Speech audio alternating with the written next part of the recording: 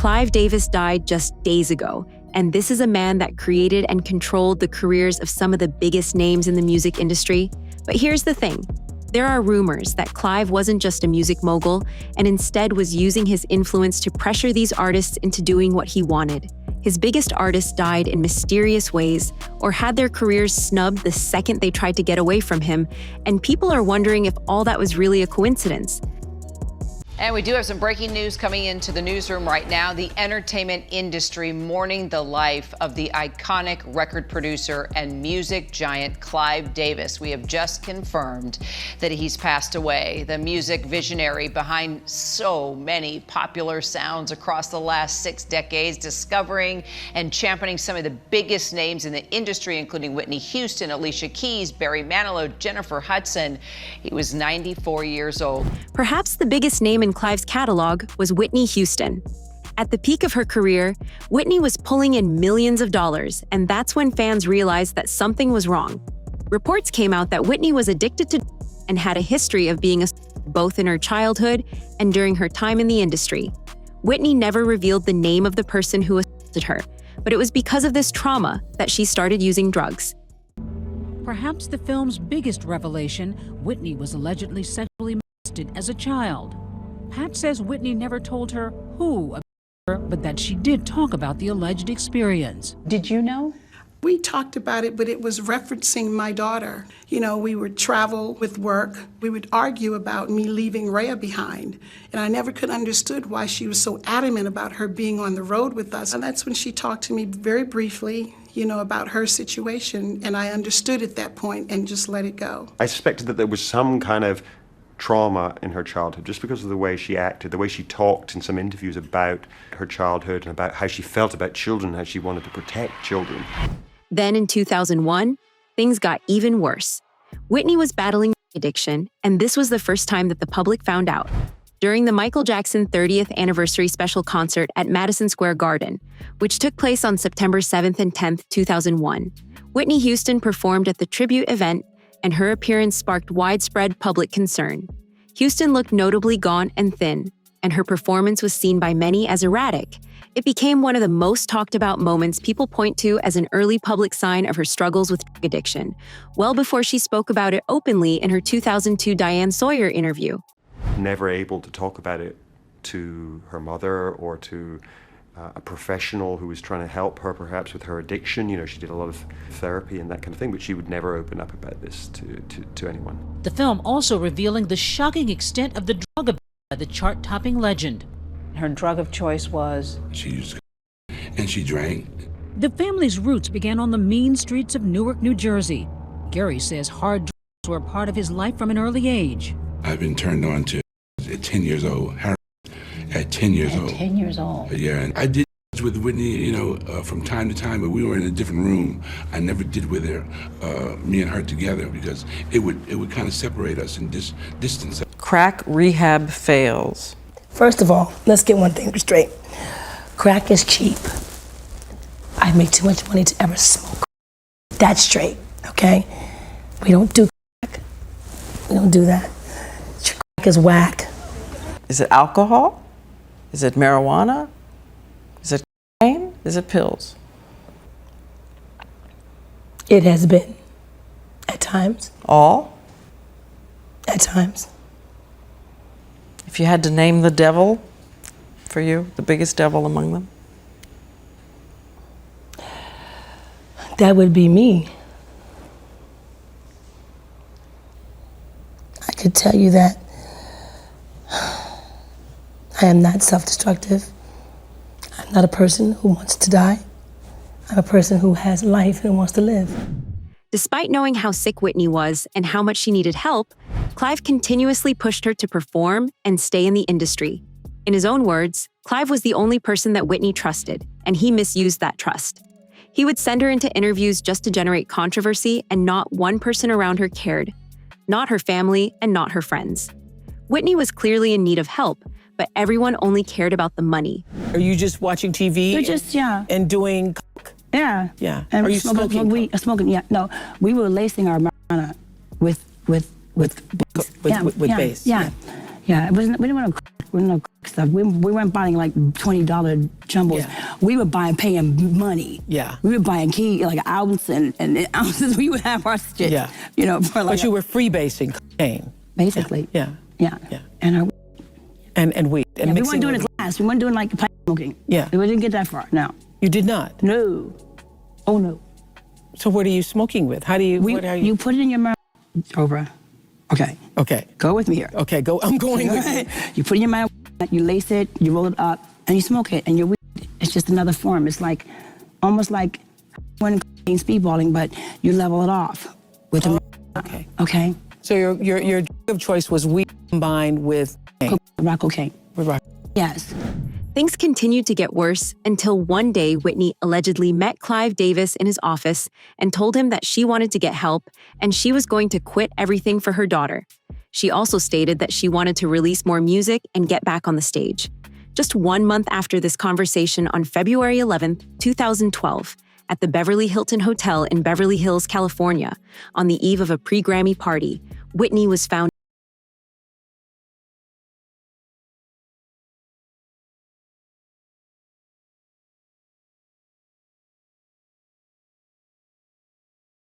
was pulled from the bathtub. She was found face down in a water-filled bathtub with drugs nearby. So what happened to that now infamous hotel room here at the Beverly Hilton? Whitney Houston was an icon with such a huge following. You'd think that room might become a magnet for tourists. But the hotel made sure that didn't happen. This one is where she actually died in. Notice they took the number off the door. In this YouTube video, a fan searches for Houston's room weeks after her death and discovers the number 434 has been removed. The $500 a night suite that looked much like this one was reportedly taken out of rotation after the hotel was overwhelmed by requests from guests to stay there. But look what our producer found this week. 434. The number 434 is back.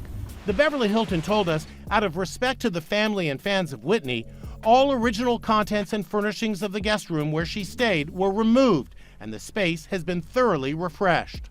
And here's where the story takes a completely shocking turn. While Whitey was dead in her bathroom and EMS was getting ready to transport her body, Clive Davis was downstairs partying. Everyone at that party knew that Whitey Houston was dead, just a few floors up, but they continued to party. In the words of Chaka Khan, it was insanity. You were, I think, going to go to the Clive Davis party. Yes. It was a surreal event where Whitney's body was still in the hotel, and there was this sort of party where apparently half the room were in tears, the other half were kind of partying. What did you feel about that? I thought that was complete insanity. And knowing Whitney, I don't believe that she would have said, the show must go on. She was the kind of woman that was stop everything. I'm not going to be there. You know, I don't know what could motivate a person to have a party in a building where the person whose life he had influenced so enormously and whose life had been affected by her. So they were like, I don't understand how that party went on. I had Clive Davis by pure chance in here on Friday night with Jennifer Hudson, and he obviously worshipped Whitney, and I think he must have gone through agony when he heard this news, knowing it was 2 or 3 hours till this event. Right. And I think he took the decision to turn it into a tribute to her. And I understand that. I mean, he obviously was wrestling with the right thing to do. That would have been right if it really was a true tribute, and and a true tribute, might have been a truer, a more honest tribute in my opinion, would have been maybe call everybody together, let's say a prayer, and let's eat dinner and go home. When Clive was questioned over it, he said that it was actually a tribute to Whitney. Keep in mind that this is the same person who claimed to care about Whitney and was the only one who knew that Whitney was planning to come back and be sober. Clive's behavior here is extremely suspicious, and the way he talks about it is unbelievable. I've made it no secret that I just thought it was in poor taste for you to continue with the pre-Grammy party when Whitney's body was still upstairs in the hotel room. Remember, Whitney passed away the same day as Clive, your annual party. why did you go on and have the party? Just asking. Well, you're a very small minority, because if you knew Whitney better, you knew she was not there to perform. Yeah. This was her favorite night of the year. She came out every year. This party was so part of her. So you're saying and that she so would've... that the family, we spoke to representatives of Pat, who was a manager, and Gary, who was her brother. Her body was still upstairs. But we dedicated the evening. Whitney would have wanted this party to go on any more than the Grammys should stop. There was a packed house paying tribute. Alicia performed, Tony Bennett, Diana Krall, the Kinks had flown in from Europe, Elvis Costello, Jackson Brown, Diana Ross, Jamie Foxx. Everybody celebrated the life, the memory. That was appropriate, so I beg to differ with you. Well, we agree to disagree, and that's fine. It's not just the fact that he chose to party after Whitney died that's suspicious. Hours before her death, Whitney actually passed a note to Brandy Norwood, her close friend. Brandy and Monica were rehearsing/doing press for Clive Davis pre-Grammy Gala, performing The Boy Is Mine. Whitney showed up unexpectedly, and after their interviews, she quietly slipped Brandy a note and kissed her cheek, saying, "This is for you." Allegedly, in this note, she revealed that someone was after her. He discovered many artists, signed many artists, among them Sean Diddy Combs, Kelly Clarkson, who it is your exclusive, will not attend Clive Davis's funeral. Yeah, she was not wasn't there. Now, here's what the mainstream media will not report about Clive Davis. But it's well known in the music industry that he was a bad, bad guy. And it's well known in the music industry that he reportedly, allegedly made Sean Combs perform with him sexually in order to get a record deal. Page 6 reporting that Suge Knight, who I believe is still in prison, himself names powerful music execs who allegedly used drugs, alcohol, and sex to control Diddy, Usher, and Justin Bieber. Suge Knight is the former Death Row Records CEO. He's serving 28 years behind bars for running over and killing a man. Told News Nation that his artists used to only smoke weed, but allegedly got into heavier drugs once they were signed.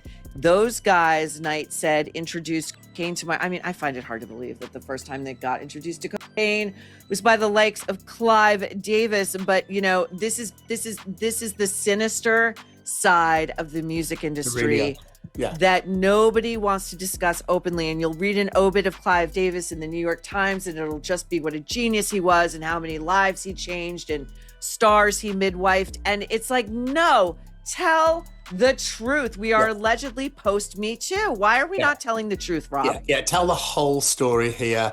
And it's a really dark story to tell, but it makes it more interesting. This story is a story about being a human being, and we're messy. People are messy. And whenever you try to make somebody a hero, whether it be a friend or a movie star, you're not doing them any favors. None of us are heroes. Clive, in my opinion, was a particularly bad person. Early in my career, I worked with Puffy, and Clive was around a lot. There would be no Puffy had there not been Clive. Clive founded Bad Boy Records. Bad Boy Records was under Arista Records. It was Clive Davis, who was an elderly man who had not had a hit in years and was desperate to be relevant. And so he found this up-and-coming black hip-hop gentleman that he thought he could be in business with. He could control. So many people gave Diddy that advantage, including Anna Wintour and Estee Lauder.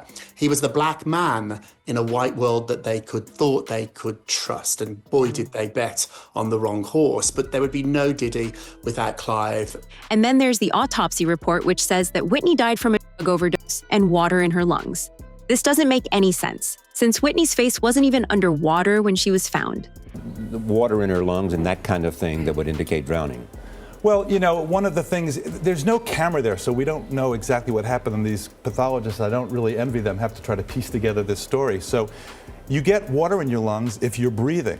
So how did she get water in her lungs? Well, she either had a heart attack and slipped into the water, and she still had a few breaths, and and in they came, or she blacked out, maybe she was unconscious because of a combination of the cocaine and these other medications, which they're saying did not contribute. Well, that's what I wanted to ask you about. And among those other medications, Xanax, which we've talked about recently on this program, Benadryl, something called Flexeril, and they said specifically these other drugs did not contribute to her death. Right. How do you know, I mean, as a pathologist, you're the coroner, you're looking at it, that they didn't play any role? I spoke to one of the assistants in the coroner's office last night who was part of this investigation. I specifically asked that question.